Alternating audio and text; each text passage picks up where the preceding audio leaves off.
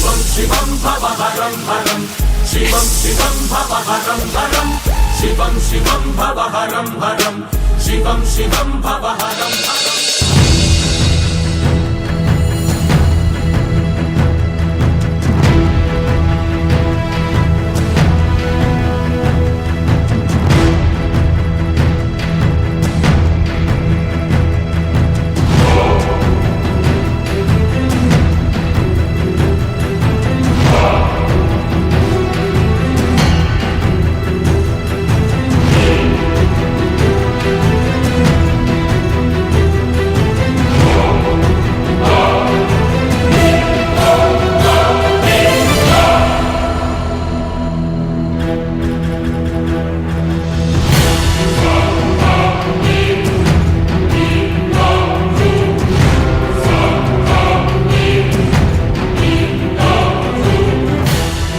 ಏನಾಯ್ತು ನನಗೆ? ಯಾಕೆಲ್ಲ ಹೀಗೆ ನಿಂತಿದ್ದೀರಾ?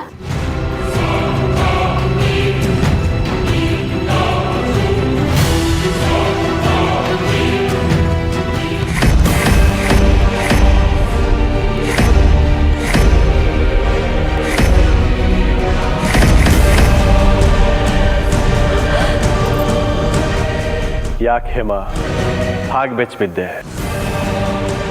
ಸಾವೇ ಕಣ್ಣೆದುರಿಗೆ ಬಂದು ನಿಂತ ಹಾಗಾಯ್ತೋ ಅಥವಾ ಯಮಪಾಶನೇ ನಿನ್ನ ಕೊರಳಿಗೆ ಬಂದು ಬಿದ್ದ ಹಾಗಾಯ್ತೋ? ನಿಮಗೆ ಇಷ್ಟು ಭಯ, ಚಟಪಟಿಕೆ, ಆತಂಕ ಆಗ್ತಿದ್ರೆ ಪ್ರತಿದಿನ ಅವನು ನಾಗಾಯುಧ ಅಂತ ಗೊತ್ತಿದ್ರು ಸಹ ಅವನ ಜೊತೆನೆ ಜೀವನ ಮಾಡ್ತಿದ್ವಲ್ಲ, ನಮಗೆಷ್ಟು ಭಯ, ಆತಂಕ ಆಗಿರಬೇಕು ಅನ್ನೋದನ್ನ ಸ್ವಲ್ಪನಾದರೂ ಯೋಚನೆ ಮಾಡಿದ್ದೀರಾ?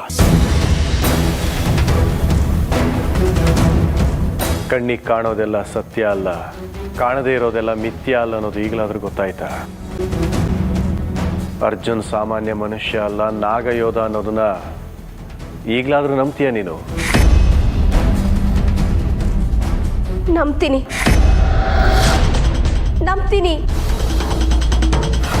ಈಗ ಅರ್ಜುನ್ ಕೂಡ ಪ್ರಜ್ಞೆ ತಪ್ಪಿದ್ದಾನೆ. ಹೌದು ಹೇಮಾ, ಅವನು ನಾಗಯೋಧ ಆದಾಗೆಲ್ಲ ಈ ರೀತಿ ಪ್ರಜ್ಞೆ ತಪ್ತಾನೆ.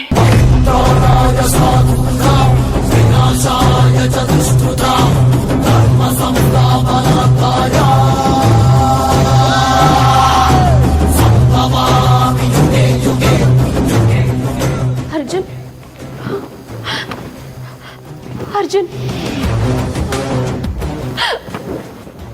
ಅತ್ತೆಮ್ಮ, ಅರ್ಜುನ್ ನಮ್ಮ ಹಾಗೆ ಸಾಮಾನ್ಯ ಮನುಷ್ಯ ಅಲ್ಲ, ನಾಗಯೋಧ ಅಂತ ನೀವೆಲ್ಲ ಹೇಳಿದಾಗ ನನಗೆ ನಂಬಿಕೆ ಬಂದಿರಲಿಲ್ಲ. ಆದ್ರೆ ಈಗ ನಾನೇ ನನ್ನ ಕಣ್ಣಾರೆ ನೋಡಿದ್ಮೇಲೆ ನಂಬೇಕಾಯ್ತು. ಅರ್ಜುನ್ ನಾಗಯೋಧ ಆಗೋಕೆ ಹೇಗ್ ಸಾಧ್ಯ ಅತ್ತೆಮ್ಮ? ನಿಮ್ಮನ್ನೇ ಕೇಳ್ತಾ ಇರೋದು, ಅರ್ಜುನ್ ನಾಗಯೋಧ ಆಗೋದಕ್ಕೆ ಹೇಗ್ ಸಾಧ್ಯ ಅಂತ.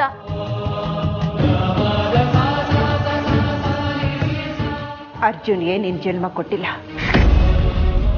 ಹಾಗೆ ಅವನು ನಿನ್ನ ಹೆತ್ತು ಮಗ ಅಲ್ಲ.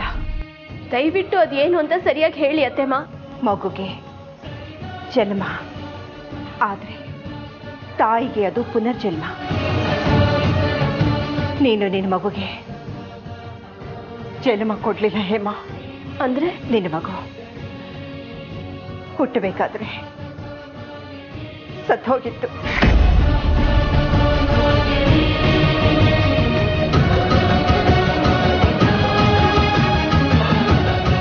ನಿನಗೆ 3 ದಿನ ಪ್ರಜ್ಞೆ ಇರಲಿಲ್ಲ. ಆಗ ನಾನು ಹೋಗಿ ಡಾಕ್ಟರ್ ಹತ್ರ ಮಾತಾಡಿದೆ. ಅದಕ್ಕೆ ಡಾಕ್ಟರ್, ನಿಮ್ಮ ಸೊಸೆ ಹಾರ್ಟ್ ತುಂಬ ವೀಕ್ ಆಗಿದೆ, ಮಗು ಸತ್ತಿರ ಆಘಾತನ ಅವ್ರು ತಿಳಿಸ್ಬೇಡಿ ಅಂತ ಹೇಳಿದ್ರು. ನನಗೇನು ಮಾಡಬೇಕು ಅಂತ ಗೊತ್ತಾಗಲಿಲ್ಲ. ನನ್ನ ಕೈ ಕಾಲೇ ಆಡಲಿಲ್ಲ ಹೇಮಾ. ಆಗ ನನ್ನ ಕಣ್ಣು ಮುಂದೆ ಇದ್ದಿದ್ದು ಒಂದೇ ಆಯ್ಕೆ, ನೀನು ಕರ್ಣನ್ ತಾಯಾಗಿ, ವಿಷ್ಣುಗೆ ಹೆಂಡತಿಯಾಗಿ, ಈ ಮನೆಗೆ ಭಾಗ್ಯ ಜ್ಯೋತಿಯಾಗಿರ್ಬೇಕು ಅನ್ನೋದೇ. ಆಗ ಡಾಕ್ಟ್ರನ್ನ ಮಾತಾಡಿದ್ರು, ನಾವು ಮಾಡೋ ಪ್ರಯತ್ನ ಎಲ್ಲ ಮಾಡಿದ್ದೀವಿ, ಏನೇನಿದ್ರು ಆ ದೇವರೇ ಕಾಪಾಡಬೇಕು ಅಂತ ಹೇಳಿ ಡಾಕ್ಟ್ರು ಹೊರಟೋದ್ರು.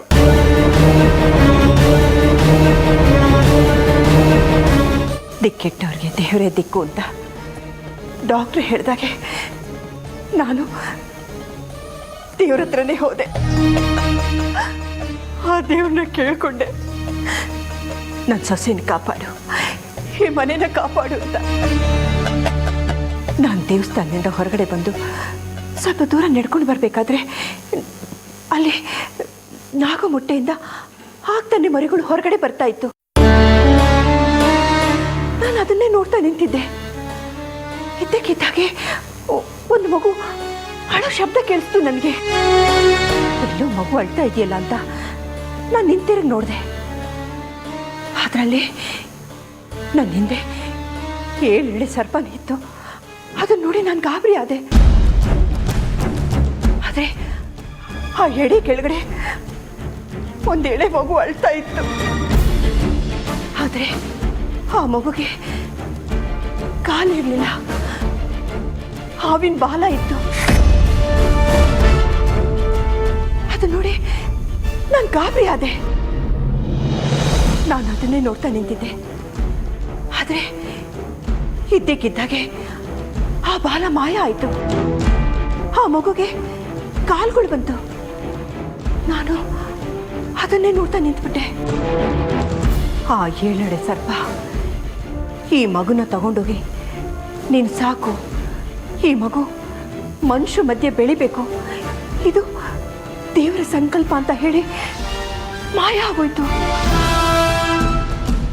ಆಗ ಮಗುನ ಎತ್ಕೊಂಡು ಬಂದು ನಾನು ನಿನ್ನ ಮಡ್ಲಲ್ಲಿ ಮಲಗಿಸ್ದೆ.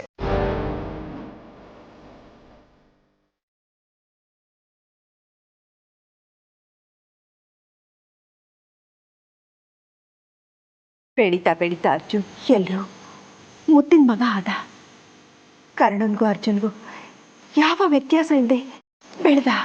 ಅವನಿಗೆ 26 ವರ್ಷ ತುಂಬಿದ್ದ ಹಾಗೆ ಅವನಲ್ಲಿ ನಾಗಯೋಧನ ಲಕ್ಷಣಗಳು ಕಾಣಿಸ್ತಾ ಬಂತು. ಅದು ನಿನಗೆ ಗೊತ್ತಾಗಬಾರ್ದು ಅಂತ ನಾನು ತುಂಬ ಪ್ರಯತ್ನ ಪಟ್ಟೆ. ಆದರೆ ಇವತ್ತು ಆ ಪ್ರಯತ್ನದಲ್ಲಿ ನಾನು ಸೋತೋಗ್ಬಿಟ್ಟೆ.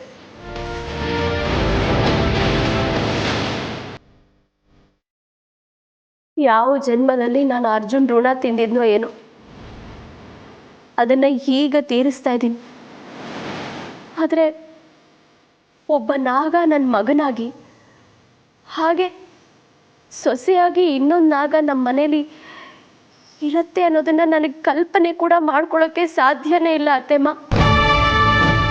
ಇವತ್ತಿಗೆ ನನ್ನ ಮಮತೆ ಮಮಕಾರ ಎಲ್ಲ ಮಣ್ಪಾಲಾಗೋಯ್ತು.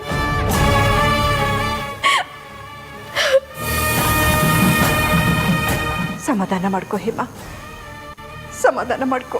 ಹೇಗೆ ಸಮಾಧಾನ ಮಾಡ್ಕೊಳ್ಳಿ, ಏನು ಸಮಾಧಾನ ಮಾಡ್ಕೊಳ್ಳಿ ಅತ್ತೆಮ್ಮ? ತೊಡಲು ಸಂಕಟ ಏನು ಅಂತ ನಿಮಗೆ ಗೊತ್ತಾಗೋದಿಲ್ಲ. ಯಾಕೆಂದರೆ ನಿಮಗೆ ಹೊತ್ತು ಗೊತ್ತಿಲ್ಲ, ಹೆತ್ತು ಗೊತ್ತಿಲ್ಲ ಅಂತ ಅನ್ಸುತ್ತೆ. ಒಂದೇ ಒಂದು ಸಲ ನೀವು ನನ್ನ ಸ್ಥಾನದಲ್ಲಿ ನಿಂತು ಯೋಚನೆ ಮಾಡಿ ನೀವು ಹೇಗೆ ವರ್ತಿಸ್ತಾ ಇದ್ರಿ ಅಂತ. ಆಮೇಲೆ ನನ್ನ ಸಮಾಧಾನ ಮಾಡೋಕೆ ಬನ್ನಿ ಅತ್ತೆಮ್ಮ.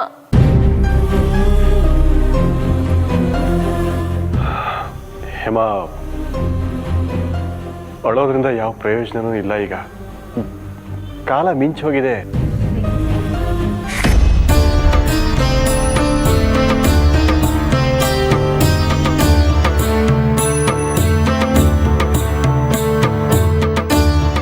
ಓಂ ಶುಕ್ಲಾಂಬರಧರಂ ವಿಷ್ಣುಂ ಶಶಿವರ್ಣಂ ಚತುರ್ಭುಜಂ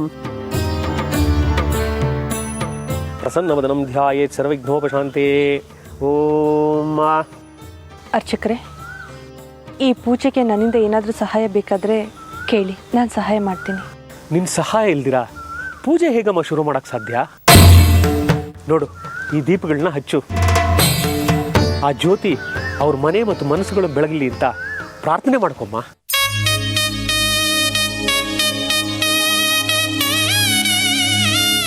ಪುರೋಹಿತ್ರೆ, ನಾವು ಈ ಪೂಜೆ ಮಾಡೋದ್ರಿಂದ ನಮಗೆ ನಿಜವಾಗ್ಲೂ ಮಕ್ಕಳಾಗುತ್ತಾ?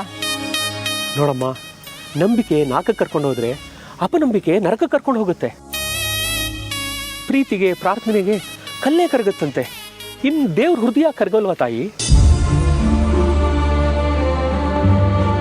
ಇವಳು ಯಾಕೆ ಹೀಗೆ ಕೇಳ್ತಾ ಇದ್ದಾಳೆ ಅಂದರೆ, ನಾವು ಎಲ್ಲೇ ಹೋಗಿ ಶಾಸ್ತ್ರ ಕೇಳಿದ್ರು ನಿಮಗೆ ನಾಗದೋಷ ಇದೆ, ನಾಗ ಪ್ರತಿಷ್ಠಾಪನೆ ಮಾಡಬೇಕು ಅಂತ ಹೇಳೋರು. ಅದಕ್ಕೆ ಸಿರಿ ಸಂಪತ್ತಿಗೆ ಲಕ್ಷ್ಮೀದೇವಿ ಹೇಗೋ ಸಂತಾನಕ್ಕೆ ನಾಗದೇವತೆ. ನೀವು ನಿಮ್ಮ ಪೂರ್ವಜರು ಗೊತ್ತಿದ್ದೋ ಗೊತ್ತಿಲ್ಲದೇನೋ ಗರ್ಭಿಣಿ ನಾಗ ಹತ್ಯೆ ಮಾಡಿರ್ಬೋದು, ಅಥವಾ ಆ ನಾಗ ಇದ್ದ ಸ್ಥಳದಲ್ಲಿ ನೀವು ಮನೆ ಕಟ್ಟಿದ್ರೂ ಕೂಡ ನಾಗದೋಷಕ್ಕೆ ಕಾರಣ ಆಗುತ್ತೆ. ಅವುಗಳ ಶಾಪನೇ ಈ ಸಂತಾನಹೀನತೆ. ಹಿಂದೆ ನಮ್ಮವ್ರು ಮಾಡಿರೋ ತಪ್ಪಿಗೆ ನಾವು ಈಗ ಶಿಕ್ಷೆ ಅನುಭವಿಸ್ತಾ ಇರೋದು ಯಾವ ನ್ಯಾಯ ಪುರೋಹಿತ್ರೆ? ಪಾಪದ ಫಲ ಈ ಜನ್ಮಕ್ಕಲ್ಲಮ್ಮ, ಜನ್ಮ ಜನ್ಮಾಂತರಕ್ಕೂ ಇರುತ್ತೆ. ನಮ್ಮ ಹಿಂದಿನವರು ಈ ನಾಗದೋಷನ ಪರಿಹಾರ ಮಾಡ್ಕೊಂಡಿಲ್ಲ ಅಂದರೆ ಅದು ನಮಗೂ ಬಂದ್ಬಿಡುತ್ತೆ. ಈಗ ಪರಿಹಾರ ಮಾಡ್ಕೋತಾ ಇದ್ದೀರಲ್ಲ, ಎಲ್ಲ ಸರಿ ಹೋಗುತ್ತೆ. ಅಷ್ಟಾದರೆ ಸಾಕು ಪುರೋಹಿತ್ರೆ. ಓಂ ನಮೋಸ್ತು ಸರ್ಪೇಭ್ಯೋ ಏಕೇಚ ಪೃಥ್ವೀಮನು ಏ ಅಂತರಿಕ್ಷೇ ಯೇ ದಿವಿತೇಭ್ಯ ಸರ್ಪೇಭ್ಯೋ ನಮಃ. ಹೂ ಕೊಡಪ್ಪ.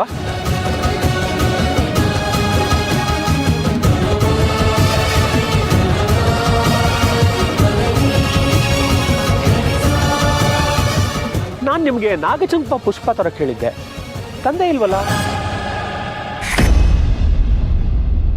ನೋಡಿ, ನಾಗ ಪ್ರತಿಷ್ಠಾಪನೆಗೆ ನಾಗಚಂಪ ಹೂವ ತುಂಬಾ ವಿಶೇಷ. ಅಯ್ಯೋ, ಗಡ್ಬಿಡಿಯಲ್ಲಿ ತರೋದೇ ಮರ್ತು ಹೋಗ್ಬಿಡ್ತು. ಈಗ ಹೋಗಿ ತಂದ್ಬಿಡ್ತೀನಿ ರೀ. ನೋಡಿ, ನೀವು ಹೋಗಿ ಬರೋ ತನಕ ನಾನು ಕಾಯ್ಬೋದು, ಆದರೆ ಮುಹೂರ್ತ ಕಾಯಲ್ಲ. ನಾವು ಮಾಡೋ ಪೂಜೆ ಪುನಸ್ಕಾರ ಆಗಲಿ, ಹೋಮ ಹವನಗಳಾಗಲಿ, ಪ್ರತಿಷ್ಠಾಪನೆಗಳಾಗಲಿ ಫಲ ಕೊಡಬೇಕು ಅಂದರೆ ಶುಭ ಮುಹೂರ್ತದಲ್ಲೇ ಆಗಬೇಕು. ಸ್ವಲ್ಪ ಹಿಂದೆ ಮುಂದೆ ಆದರೂ ಕೂಡ ಅದು ಪೂರ್ಣ ಫಲ ಕೊಡೋದಿಲ್ಲ.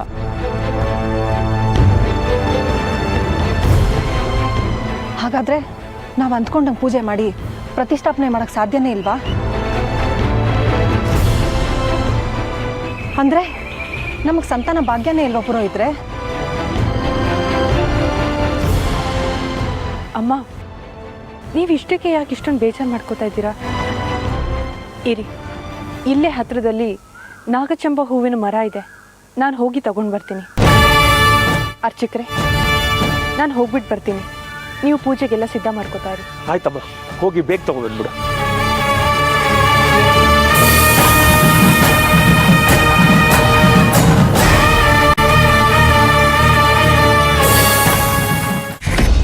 ನಿಮ್ಮನ್ನೇ ಕೇಳ್ತಾ ಇರೋದು, ನಿಮ್ಮನ್ನ ಕೊಲ್ಲೋಂಥ ದ್ವೇಷ ಆಗಲಿ ಆಕ್ರೋಶ ಆಗಲಿ ಅರ್ಜುನ್ಗೆ ಏನಿದೆ ಅಂತ. ನಾಗಗಳಿಗೆ ಕೊಲ್ಲೋದಕ್ಕಾಗಲಿ ದ್ವೇಷ ಮಾಡೋದಕ್ಕಾಗಲಿ ಕಾರಣ ಬೇಕಾಗಿಲ್ಲ. ಅದಕ್ಕೆ ನಾನೇನು 1ನೇ ಕ್ಲಾಸೋ 2ನೇ ಕ್ಲಾಸೋ ಮಗು ಅಲ್ಲ. ನಾನು ನೀವು ಹೇಳಿದ್ದನ್ನೆಲ್ಲ ನಿಜ ಅಂತ ಅನ್ಕೊಂಡು ನಂಬ್ಕೊಂಡು ತಲೆ ಆಡ್ಸೋದಿಕ್ಕೆ. ವಿನಾಕಾರಣ ನಾಗಗಳು ಮತ್ಸರ ಮಾಡೋದಿಲ್ಲ, ದ್ವೇಷನೂ ಸಾಧಿಸೋದಿಲ್ಲ. ನೀನು ಹೇಳ್ತಾ ಇರೋ ಮಾತನ್ನು ವಹಿಸೋದು ಸಾಮಾನ್ಯ ನಾಗಗಳಿಗೆ ಮಾತ್ರ. ಆದರೆ ಇವು ಇಚ್ಛಾಧಾರಿ ನಾಗಗಳು ಯಾವಾಗ ಕೆರಳುತ್ತವೆ, ಯಾವಾಗ ಹೆಡೆ ಎತ್ತಿ ಯಾರ ಮೇಲೆ ಪ್ರಹಾರ ಮಾಡುತ್ತೆ ಅಂತ ಕಲ್ಪನೆ ಕೂಡ ಮಾಡ್ಕೊಳ್ಳೋದಕ್ಕಾಗೋದಿಲ್ಲ. ಇಚ್ಛಾಧಾರಿ ನಾಗಗಳಾದರೂ ಸಾಮಾನ್ಯ ನಾಗಗಳಾದರೂ 2 ಸ್ವಭಾವನೂ ಒಂದೇ ಥರ ಇರುತ್ತೆ. ನೀವಿಬ್ರು ಗಾಬರಿ ಪಡೋದು ಆತಂಕ ಪಡೋದು ನೋಡ್ತಾ ಇದ್ರೆ ನೀವೇನೋ ಮಾಡಬಾರ್ದನ್ನೇ ಮಾಡಿದ್ದೀರಾ ಅಂತ ಅನಿಸ್ತಾ ಇದೆ ನನಗೆ. ಅಂದರೆ ಅದಕ್ಕೆ ನಿಮಗೆ ನಮ್ಮ ಮೇಲೆ ನಂಬಿಕೆ ಇಲ್ವಾ? ಯಾವಾಗ ನೀನು ನಿಮ್ಮಣ್ಣ ಸೇರಿ ನನಗೆ ಕಾಳಿಂಗ ಸರ್ಪದ ವಿಷ ಕೊಟ್ರೋ ಅವತ್ತೇ ನಿಮ್ಮ ಮೇಲೆ ನಂಬಿಕೆ ಸತ್ತು ಹೋಯ್ತು. ಅದಕ್ಕೆ ಕಾರಣ ಏನು ಅನ್ನೋದನ್ನು ನಾನು ಅವತ್ತೇ ಹೇಳಿದ್ದೀನಿ ನಿನಗೆ. ನಿನ್ನನ್ನು ಕೊಲ್ಲೋದು ನನ್ನ ಉದ್ದೇಶ ಆಗಿರಲಿಲ್ಲ. ಕಾರಣಗಳು ಬೇಕಾಗಿಲ್ಲ ನನಗೆ. ನಾಯಿಗೆ ಒಂದು ತುತ್ತು ಅನ್ನ ಹಾಕಿದ್ರೂ ಅದು ನಿಯತ್ತಿಂದ ಇರುತ್ತೆ. ನಿಮ್ಮಲ್ಲಿ ನಿಯತ್ತಿಲ್ವಲ್ಲ ಅನ್ನೋದೇ ನನಗೆ ಕೊರಗು. ಅಂದರೆ ನಾಗನಿಗೋಸ್ಕರ ನೀನು ನಮ್ಮನ್ನೇ ದೂರ ಮಾಡ್ಕೊಳ್ತೀಯ. ಪಾಯಸದಲ್ಲಿ ವಿಷ ಹಾಕಬೇಕಾದ್ರೆ ಈ ನಿಮ್ಮ ಪ್ರೀತಿ ಪ್ರೇಮ ಮಮಕಾರ ಎಲ್ಲ ಎಲ್ಲಿ ಹೋಗಿತ್ತು ಶ್ರೀಮಾನ್ ವಿಷ್ಣು ಅವರೇ?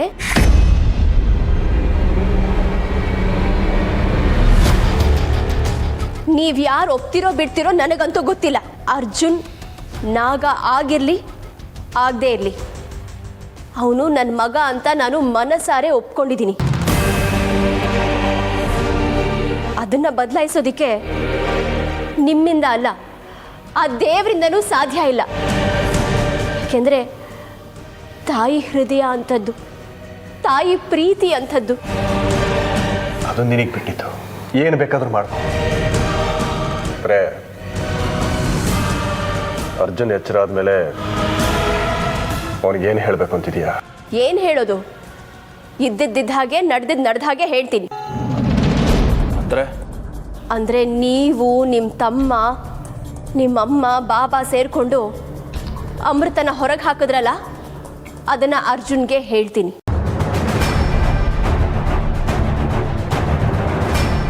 ಬೇಡ, ಹೇಳಬೇಡ. ಯಾಕೆ ಹೇಳಬಾರ್ದು? ನಿಮ್ಮ 4 ಜನನ ಹುಡುಕಿ ಪ್ರಹಾರ ಮಾಡಿ ಕೊಲ್ತಾನೆ ಅನ್ನೋ ಭಯನ? ಅದೆಲ್ಲ ಹೇಮಾ. ಮತ್ತಿನ್ಯಾವುದು ಅತ್ತೆಮ್ಮ? ನೋಡಿ ಹೇಮಾ, ನೀನೇನಾದರೂ ಅಮೃತನ ವಿಷಯನ ಅರ್ಜುನ್ಗೆ ಹೇಳಿದ್ರೆ ನೀನು ಶಾಶ್ವತವಾಗಿ ಅರ್ಜುನ್ನ ನಿನ್ನಿಂದ ಕಳ್ಕೊತೀಯ. ಇದೇನತ್ತೆಮ್ಮ ಹೊಸ ಕತೆ ಹೇಳ್ತಾ ಇದ್ದೀರಾ? ನಾನಿದನ್ನು ನಂಬೇಕಾ? ಹೌದು, ನಂಬಲೇಬೇಕು ಹೇಮ. ಯಾಕೆ ಅಂದರೆ ಇದುವರೆಗೂ ಅಮೃತನೇ ನಾಗಿಣಿ ಅನ್ನೋ ವಿಷಯ ಅರ್ಜುನಿಗೆ ಗೊತ್ತಿರಲಿಲ್ಲ. ಅರ್ಜುನ್ ನಾಗಯೋಧ ಅನ್ನೋ ವಿಷಯ ಕೂಡ ಅಮೃತನಿಗೆ ಗೊತ್ತಿರಲಿಲ್ಲ. ಈಗ ಅಮೃತನೇ ನಾಗಿಣಿ ಅನ್ನೋ ವಿಷಯ ಅರ್ಜುನ್ಗೆ ಗೊತ್ತಾದರೆ ಅವಳು ಮತ್ತೆ ಇವನು ಈ ಲೋಕನೆ ಬಿಟ್ಟು ಸಂಭ್ರಮದಿಂದ ನಾಗಲೋಕಕ್ಕೆ ಹೋಗ್ತಾರೆ. ಆಗ ನಿನ್ನ ಪ್ರೀತಿಯ ಮಗ ನಿನ್ನ ಪಾಲಿಗೆ ಇಲ್ಲದೆ ಹೋಗ್ತಾನೆ, ಹಾಗೆ ನಿನ್ನ ಮುದ್ದಿನ ಸೊಸೆ ಕೂಡ.